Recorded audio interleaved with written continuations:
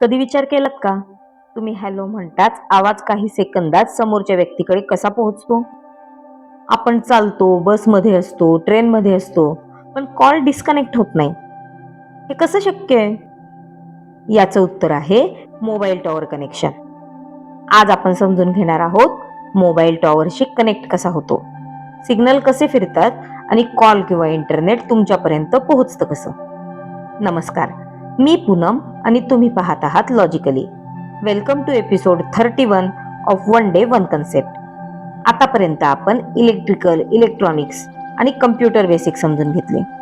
आता सुरू होते आहे आपली नवीन सिरीज इनसाइड युअर मोबाईल, जिथं आपण रोजच्या वापरातील मोबाईल टेक्नॉलॉजी मागचं खरं सायन्स उलगडणार आहोत. आजचा टॉपिक आहे मोबाईल टॉवरशी कनेक्ट कसा होतो. मोबाईल कम्युनिकेशन नक्की कसं चालतं?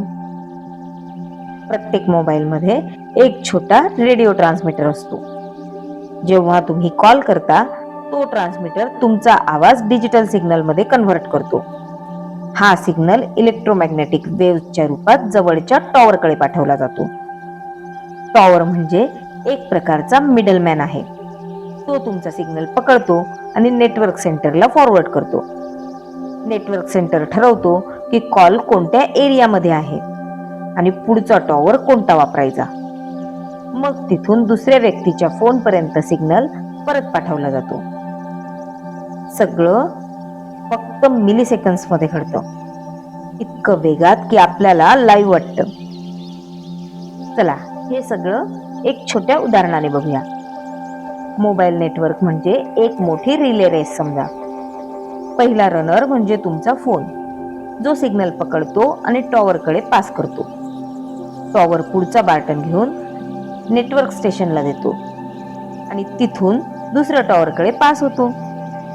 शेवटी सिग्नल दुसऱ्या व्यक्तीच्या फोन पर्यंत पोहोचतो.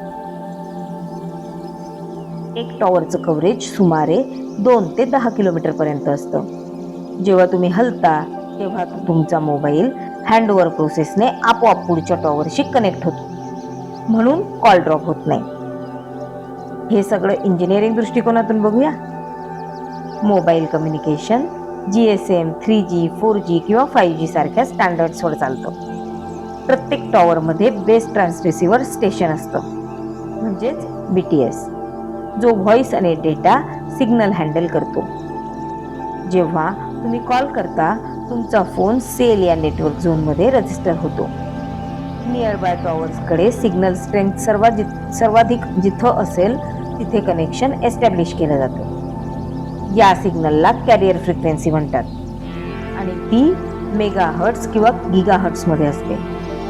व्हॉइस आणि डेटा हे डिजिटल पॅकेट्समध्ये ट्रान्समिट होतात, म्हणजेच तुमचा आवाज 0 आणि 1 मध्ये कन्व्हर्ट होऊन टॉवर ते टॉवर फिरत असतो.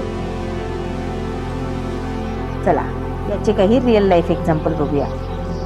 तुम्ही गाडीने शहराबाहेर जात असता तरी कॉल सुरू राहतो, कारण टॉवर हँडओव्हर होत असतो. लिफ्ट, बेसमेंट किंवा टनल यामध्ये सिग्नल कमी मिळतो, कारण रेडिओ वेव्हज तिथे पोहोचू शकत नाहीत. एअरपोर्ट किंवा मेट्रोमध्ये एकाच ठिकाणी अनेक छोटे मिनी टॉवर्स बसवलेले असतात, जे स्ट्रॉंग सिग्नल देतात. तर आज आपण पाहिलं मोबाईल टॉवरशी कसा कनेक्ट होतो आणि सिग्नल आपल्यापर्यंत कसा पोहोचतो. नेक्स्ट एपिसोडमध्ये आपण जाणून घेणार आहोत मोबाईलमध्ये प्रोसेसर म्हणजे नक्की काय आणि स्नॅपड्रॅगन नक्की काय करतो. कन्सेप्ट क्लिअर झाला असेल तर लाईक करा आणि कमेंटमध्ये लिहा तुम्हाला टॉवर विजिबिलिटी कुठे जास्त मिळते, तुमच्या शहरात की विलेज एरियामध्ये.